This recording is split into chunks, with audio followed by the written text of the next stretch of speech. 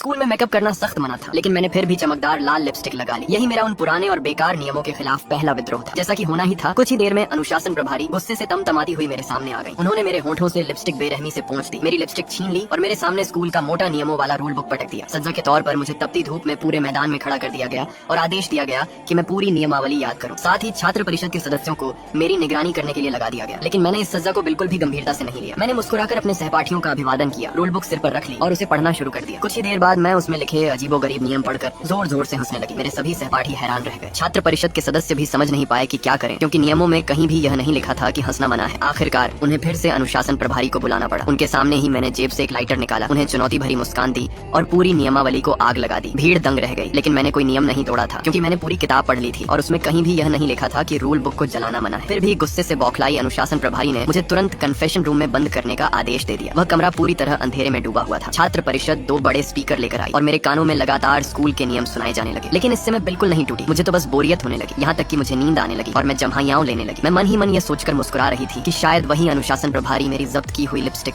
चुपके से खुद लगाकर आईने में देख रही होंगी। लेकिन तभी मैडम, एक समस्या हो गई है। जिस लड़की को कन्फेशन रूम में बंद होना चाहिए था, वह आराम से क्लासरूम में बैठी थी, जैसे कुछ हुआ ही ना हो। इस बार मैंने अपने बालों की 2 चोटियां बनाई थी और उनमें हरे रंग का रिबन लगाया था। हरा रंग जीवन और उम्मीद का प्रतीक है। मैं इस स्कूल के छात्रों के जीवन में उम्मीद वापस लाना चाहती थी। कुछ ही देर में अनुशासन प्रभारी फिर पहुंच गए। इस बार उन्होंने सबके सामने चुपके से मेरी जेब में सिगरेट का पैकेट डाल दिया और अगले ही पल उसे निकालकर सबको दिखाने लगी कि मैंने स्कूल का नियम तोड़ दिया है। असल में यह सिर्फ मुझे दोबारा कन्फेशन रूम भेजने का बहाना था। इस बार उन्होंने मुझे तोड़ने के लिए तेज रोशनी सीधे मेरे चेहरे पर डलवाई, लेकिन मैं फिर भी शांत रही। बल्कि उस चमकती रोशनी में भी मुझे एक मजेदार लय महसूस होने लगी। अगले ही दिन मैं फिर से पूरी ऊर्जा के साथ क्लासरूम में मौजूद थी। इस बार मैंने अपने बालों को गहरे बैंगनी रंग में रंग लिया था। मेरे सहपाठियों के सुस्त और डरे हुए चेहरे पहली बार मुस्कुराते दिखाई दिए। मुझे समझ आ गया कि मैंने उन नियमों की कुछ जंजीरें तोड़ दी थी, जिन्होंने उन्हें सालों से बांध रखा था। अनुशासन प्रभारी अब पूरी तरह बौखला चुकी थी। इस बार उन्होंने कोई झूठा आरोप लगाने की भी जरूरत नहीं समझी। उन्होंने छात्र परिषद को आदेश दिया कि वे मुझे जबरदस्ती घसीट कर ले जाएं। लेकिन जाते जाते भी मैंने अपने सहपाठियों को मुस्कुराकर अलविदा कहा। तीसरी बार मुझे फिर कन्फेशन रूम में बंद कर दिया गया। अब अनुशासन प्रभारी खुद डरने लगी थी। आखिर कोई साधारण छात्रा बार बार बिना किसी निशान के वहाँ से बाहर कैसे आ सकती थी। उन्होंने मुझसे पूछा